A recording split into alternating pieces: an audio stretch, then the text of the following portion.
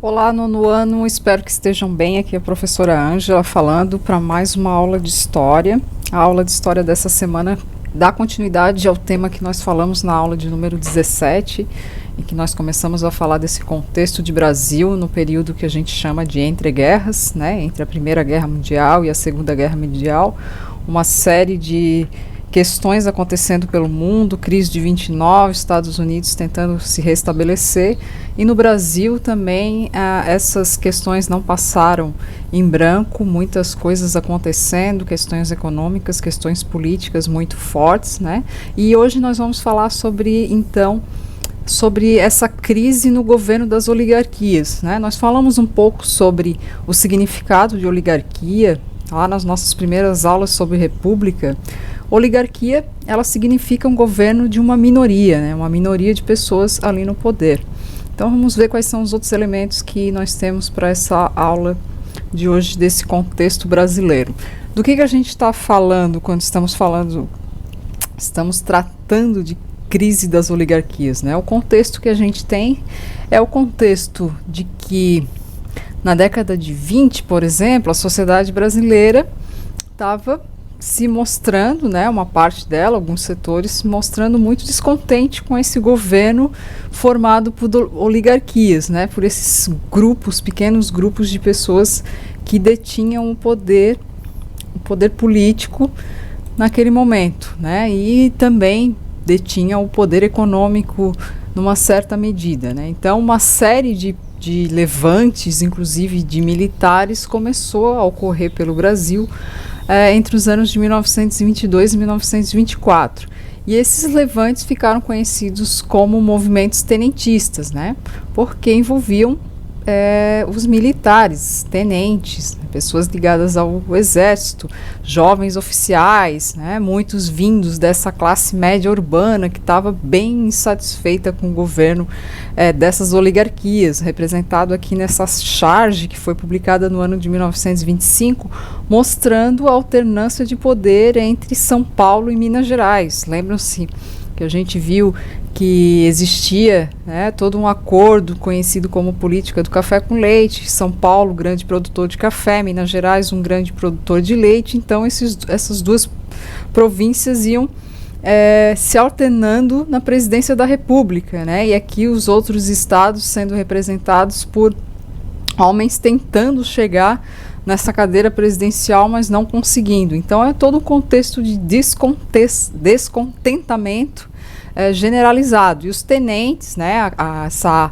ala do exército brasileiro, ela também estava muito descontente com essas oligarquias no poder. Por quê? Porque consideravam que havia muita corrupção, que havia atraso, né, e a questão necessária na visão deles era que se reformasse politicamente todo esse funcionamento da política nacional, além da modernização do exército, que era bastante problemática naquele momento também. Então esse é o contexto que nós estamos falando quando estamos tratando da crise das oligarquias. O que os tenentes criticavam, né? Já adiantei um pouco ali no slide anterior, mas as principais críticas eram sobre o sistema eleitoral brasileiro, que era aquele sistema bastante, né, o voto do cabresto, muito corrupto, né, o voto sendo comprado e todo aquele problema para você conseguir eleger alguém, né, já que as camadas de poder que estavam ali por trás acabavam sempre elegendo as pessoas do seu interesse, que respondiam pelos seus interesses. Eles criticavam também o crescimento da dívida externa. Lembre-se que a gente está em contexto de crise internacional, né? Crise de 29, o pós-guerra afetou também o Brasil, a produção no Brasil. Havia um descontrole, na opinião desses tenentes, das finanças públicas, e também eles estavam contestando principalmente esse privilégio dado a grupos ligados à produção para exportação, os agroexportadores, né? E eles tinham toda uma proteção do governo federal, né? Os grandes latifundiários, os grandes produtores, tinham toda uma gama de privilégios nesse sentido, né? Então aqui uma imagem do jornal do estado de São Paulo mostrando essa movimentação militar, né, essas forças do exército se revoltando naquele momento, pedindo mudanças. Então eles queriam reformar as instituições republicanas, principalmente por meio de uma centralização do poder. Queria um poder centralizado, defendia o nacionalismo, né, a pátria acima de tudo e etc. E aqui uma charge também daquele contexto mostrando essas insatisfações, né, sendo colocadas para discussão, né, por parte dos tenentes, dos militares, né? Aqui falando, precisamos acabar com a corrupção, com a fraude eleitoral e com essa negociata das oligarquias, né? Com toda essa trama que as oligarquias estavam envolvidas sempre quando se fala em eleição no Brasil naquele momento. E aí nós temos alguns movimentos que vão acontecer, movimentos de revolta querendo alterar essa lógica, né, que estava colocada no Brasil, e um desses movimentos é a Coluna Prestes. Foi um movimento de contestação desse governo oligárquico que teve lugar no Brasil entre os anos de 1925 e 1927, que eles fizeram o quê? Eles foram marchando pelo interior do Brasil, percorrendo muitos quilômetros, congregaram muitos homens. O principal líder era Luiz Carlos Prestes, que assumiu o comando dessa coluna, e eles tinham o objetivo de estimular mesmo a revolta das unidades militares espalhadas pelo país. E aqui um trajeto dessas andanças, né, pelo interior do Brasil, da coluna Prestes, aqui em amarelo o avanço, né, percebam que eles vão e circulam por uma longa distância no Brasil. Algumas batalhas são travadas, né, entre eles e os defensores das oligarquias aqui, e temos também depois aqui um mapa mostrando qual foi o movimento de retirada deles quando eles começam a ser perseguidos pelo governo, né? Então, mesmo que eles apresentassem então um forte sentimento nacionalista, né, essa coluna Prestes, se dizia que eles não tinham um projeto revolucionário. Eles tinham uma vontade de livrar o país da corrupção, desse atraso político, desses governos oligárquicos, mas não tinham um projeto, né, concreto, né? Então houve alguns combates, algumas manobras, etc. E os rebeldes acabaram se refugiando na Bolívia, né? Foram encurralados, foram perseguidos pelas tropas do governo e, enfim. Aqui uma figura do Luiz Carlos Prestes, e é uma figura ainda muito debatida hoje em dia. Inclusive aqui eu trouxe a capa de um livro que é da filha do Luiz Carlos Prestes, com a Olga Benário. Aí já é uma outra história. Talvez vocês já tenham ouvido falar do filme Olga, de toda a história da Olga Benário. Então nós temos aí a Anitta, que é a filha deles, se tornou uma historiadora de renome, e ela se dedicou a estudar a história do pai, a história da coluna Prestes, a história do comunismo e etc. E ela escreveu vários livros onde ela trata desse assunto, né? E a coluna, ela acaba sendo um movimento muito referenciado ainda, né, no Brasil, muito estudado por conta dessa tentativa que não deu certo, mas uma tentativa de mudar a lógica naquele momento, né? E aí nós temos também uma outra revolução, alguns anos depois, que é a Revolução de 1930. A Revolução de 1930 acontece por meio de um golpe dado pelo Getúlio Vargas para assumir a presidência do Brasil no chamado governo provisório, né? Um governo que ele estava ali, mas não foi um governo legítimo, então ele era o chamado governo provisório, porque ele poderia acabar e dar lugar a um governo, né, efetivo. Esse golpe ficou conhecido então como Revolução de 1930, e ele marca o fim da hegemonia das políticas de oligarquia cafeira no Brasil. Então Vargas assume o poder, ele inicia um processo muito grande de centralização política, né, o poder nas mãos dele. Ele suspende a Constituição que estava em vigência, aquela primeira Constituição do Brasil, lá logo da proclamação, foi instituída foi instituída a Constituição no Brasil, e ele suspende essa Constituição, ele fecha o Congresso Nacional, ele fecha as Assembleias Legislativas dos estados, ele fecha também as câmaras municipais, ou seja, ele coloca o poder todo centralizado, né, nas suas mãos, as decisões ficam a seu cargo, então ele passa a controlar os poderes executivo e legislativo, né? Ele governa por meio de decretos-leis. Decreto-lei é um decreto que é dado pelo presidente ou pelo Congresso, que tem uma validade de lei, né? Ele decreta, vira lei. Então, com exceção de Minas Gerais, do estado de Minas Gerais, todos os governadores do Brasil acabaram sendo substituídos pelo que a gente chama de interventores federais. O que são interventores federais? É uma pessoa que é nomeada diretamente pelo presidente para exercer um cargo administrativo, né? Ela não passa por uma eleição, ela não é escolhida democraticamente, ela é mandada, né, ela é escolhida pelo presidente, né, e a maioria dessas pessoas fazia parte do exército, eram militares tenentistas. Em 32, ele decreta um novo código eleitoral que estabelece, inclusive, o voto secreto, né, aí a gente já percebe uma mudança nas eleições, com esses decretos-leis e essa nova postura do Vargas, e o voto feminino. O voto feminino foi uma conquista que ocorre somente em 1932 no Brasil. Então nós temos aqui uma imagem do Vargas no Palácio do Catete, que era a sede do governo, em 1930, logo após ele dar esse golpe e tomar posse no Brasil. A Revolução de 1930, Vargas chega ao poder através de um golpe.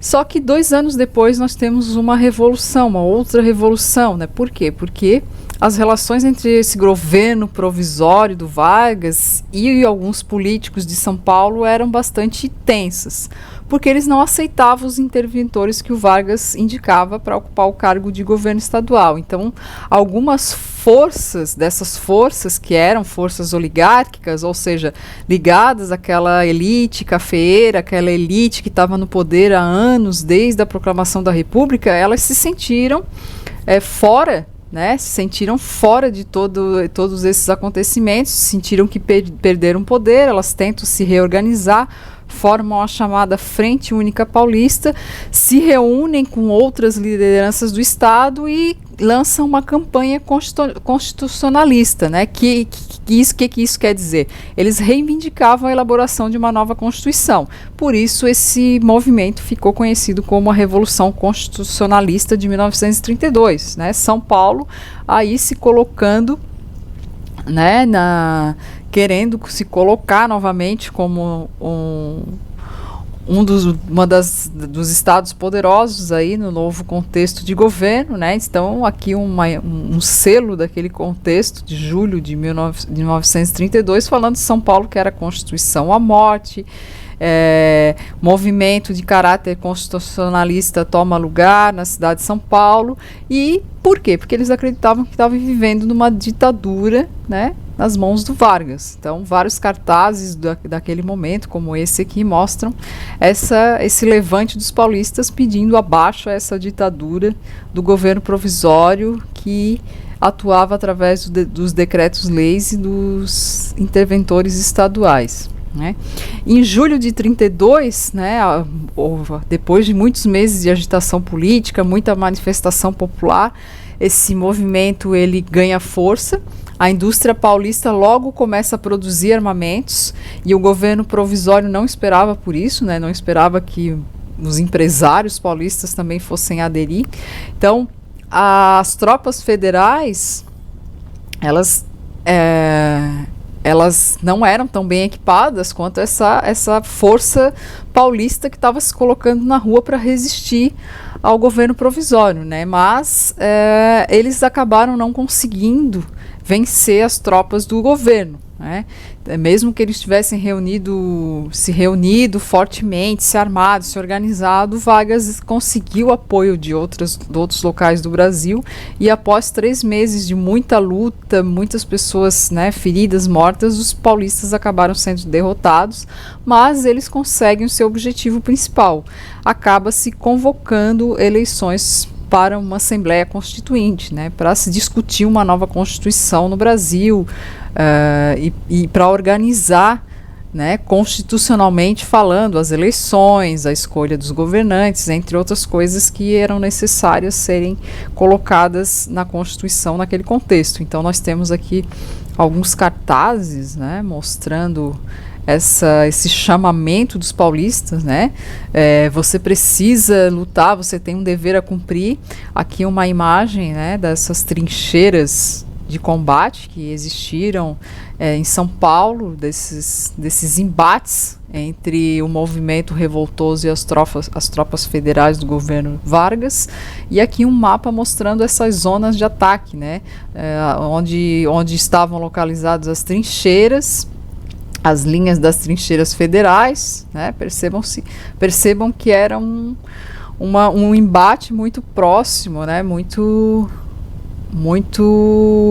bem organizado também por parte do governo federal em combater esses paulistas que estavam querendo alterar, causar problemas, vamos dizer assim, né, de modo geral, para o governo provisório. E aí, em 1934, nós temos então a Assembleia Constituinte, que começa os trabalhos já em 1933, e aí o Vargas, ele procura dominar ao máximo esse processo de elaboração, se envolver ao máximo nessa elaboração da nova Constituição. Em julho de 34, ele promulga então essa terceira Constituição brasileira. A Constituição de 1934, ela institui a Justiça do Trabalho, e aí é um grande ganho para os trabalhadores, né, essa Justiça do Trabalho, que passa a atuar para defender e regularizar as questões do trabalho, da jornada de trabalho, inclusive a jornada de trabalho em 8 horas, um salário mínimo, são conquistas extremamente importantes, né? Toda essa organização trabalhista no Brasil acontece com a Constituição de 1934. E nela também foram confirmados o voto direto, o voto feminino, embora analfabetos e soldados continuassem excluídos, né? E outra coisa importante também instituída pela Constituição de 34 foi o ensino primário, que ele passa a ser obrigatório, até então não era obrigatório, a educação primária no Brasil. E outra medida foi a nacionalização dos recursos do subsolo brasileiro. Isso é muito importante, né? E colocar a soberania das matérias-primas existentes no solo brasileiro sob domínio do Estado brasileiro. Aqui uma imagem dessa Assembleia Constituinte, uma longa discussão acontecendo em várias comissões pelo Brasil, muita gente envolvida, muita discussão, e aqui, enfim, a capa dessa Constituição que é promulgada em 1934 no Brasil. E nós temos nesse contexto, então, também, nesse contexto de pós-promulgação da Constituição, duas orientações ideológicas distintas ganhando destaque aqui no Brasil, né? O Vargas, até então, ele estava governando por meio de decreto, aí ele foi eleito presidente do Brasil por uma assembleia, né, constituinte, um grupo de pessoas se reúne e concede a ele um mandato de 4 anos. Percebam que não é uma eleição, né, aberta, foi uma constituinte que o elege. Então, os primeiros anos do governo dele foram muito marcados pelo fortalecimento desses grupos políticos que tinham orientações ideológicas muito distintas, que é o integralismo e o comunismo, né? O integralismo foi fundado em 1932, aqui nós temos um pequeno resumo do que é o integralismo. Foi fundado pelo Plínio Salgado, um jornalista. Ele funda a Ação Integralista Brasileira, que é uma organização conservadora de orientação cristã, que tinha uma nítida influência fascista, né? Em vários elementos, se a gente for observar imagens da época, a gente vai perceber que eles tinham essa influência fascista. Então, os princípios estavam resumidos nessa imagem aqui, que é uma imagem que fazia parte, né, das propagandas do integralismo, que é o quê? Deus, pátria e família, né? São contextos que nos fazem analisar um pouco da situação também de algumas atuações de alguns partidos brasileiros do momento atual, né? Mas essa é uma outra história que a gente vai ver mais para frente, só para a gente ficar pensando essas coisas, né? Então, qual era o plano dessa ação integralista, né? Era acabar com o comunismo, né? Eles queriam salvar o Brasil do comunismo, viam o comunismo como um grande problema, ser extirpado do país, né? Cartazes como esse eram muito comuns: salvemos o Brasil, a ameaça comunista está aí, né? Aquele medo comunista muito forte. Mas, por outro lado, nós temos a Aliança Nacional Libertadora, né? Na década de 1930, com a ascensão dos partidos fascistas na Europa, que a gente já estudou um pouco, né, da origem do fascismo na Itália, principalmente, teve a formação do integralismo do Brasil, mas os comunistas eles se unem para formar também uma organização política chamada Aliança Nacional Libertadora, ANL, que defendia a formação de um governo popular que garantisse mais liberdade para os cidadãos, proteção para as pequenas e médias propriedades, nacionalização de empresas estrangeiras, cancelamento da dívida externa e reforma agrária. Era uma das bandeiras muito fortes, o acesso à terra por pessoas que quisessem nela trabalhar, né? Esse ainda é um dos grandes pontos de discussão dos comunistas, dos partidos comunistas que existem ainda hoje no mundo, esse acesso à terra, a nacionalização das empresas que atuam dentro de um país, proteção aos pequenos proprietários, não só proteção para os latifundiários, né, maior liberdade para todos os cidadãos e etc. Essas são as defesas que eram colocadas pela Aliança Nacional Libertadora, né? Pão, terra, liberdade, como mostra aqui essa charge daquele momento, né? Essa é a defesa.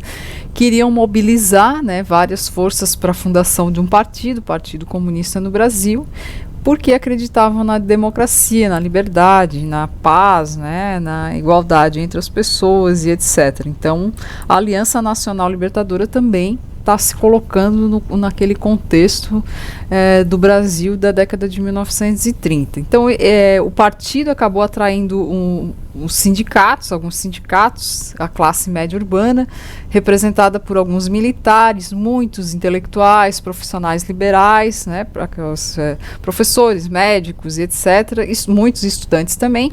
E nós temos aqui a figura do Luiz Carlos Prestes, lá da coluna Prestes, que a gente viu. Luiz Carlos Prestes, ele reaparece aqui também comandando essa organização do Partido Comunista Brasileiro em 1934, e ele se torna um presidente de honra da Aliança Nacional Libertadora. Só que assim que ela foi criada, logo o governo Vargas decreta a ilegalidade da organização, então eles começam a agir na ilegalidade, né? Comunistas civis e militares, inspirados pelas ideias do tenentismo, eles iniciam um movimento revolucionário, né? Aqueles tenentes lá que lutavam, né, lá no começo pela democracia, como a gente viu, estavam revoltados com a forma de voto no Brasil e etc. Esses ideais são retomados aqui, né? E eles tentam vários levantes no Brasil, inclusive na cidade de Natal, no Rio Grande do Norte, né? Tem todo um combate aqui, uma imagem do prédio, né, do quartel sendo baleado, né, nesses combates. Aqui uma imagem do Luiz Carlos Prestes, né, um grande nome da Aliança Nacional Libertadora, e esse contexto de levante ficou conhecido como Levante Comunista, né, que acontece em 1935. Só que logo eles, como estavam agindo na ilegalidade, as forças federais logo perseguem, eles são sufocados, né, por tropas do exército, foram presos, né. Nos anos seguintes, o Vargas utiliza esse exemplo do levante comunista como justificativa para continuar perseguindo grupos que são contrários ao seu governo. Então nós temos uma ditadura, uma perseguição contra ideias diferentes ao governo. Aqui uma imagem do Prestes preso, né, em julgamento, perseguição policial. Aqui uma imagem de um jornal da manhã, publicado em 1935, noticiando esse levante comunista que acontece no Rio de Janeiro. Aconteceu em vários lugares do Brasil, mas no Rio de Janeiro ganhou muito destaque na imprensa daquele momento, né? Então, é uma insurreição armada, uma insurreição comunista, vários nomes a gente recebe acaba designando para esse contexto todo aqui de descontentamento e de ideias diferentes à ideia do governo que estava no poder naquele momento, né? Então, esse é um pouco do contexto dessa crise das oligarquias no Brasil. A gente vai falar um pouco mais de Brasil na próxima aula, um pouco mais de governo Vargas, né? Então, eu desejo que vocês tenham bons estudos, consigam se concentrar, né, para fazer as atividades. A atividade relativa a essa aula vai estar no sistema no dia 5. Se vocês tiverem dúvidas, podem falar com a professora, pode me contactar pelo sistema, pelo WhatsApp, por e-mail, né? Estou disponível para tirar eventuais dúvidas. A gente pode dar dicas de leituras complementares, né? E entre outras coisas. Essa aula foi só um resumo dessa fase da história brasileira aí no Entre Guerras. A gente vai continuar falando um pouquinho mais disso, para depois a gente vai entrar no contexto já de análise da Segunda Guerra Mundial, né? Mas primeiro a gente precisa voltar os olhares para o que estava acontecendo no Brasil naquele momento. Então desejo que vocês fiquem bem, um abraço e até a nossa próxima aula.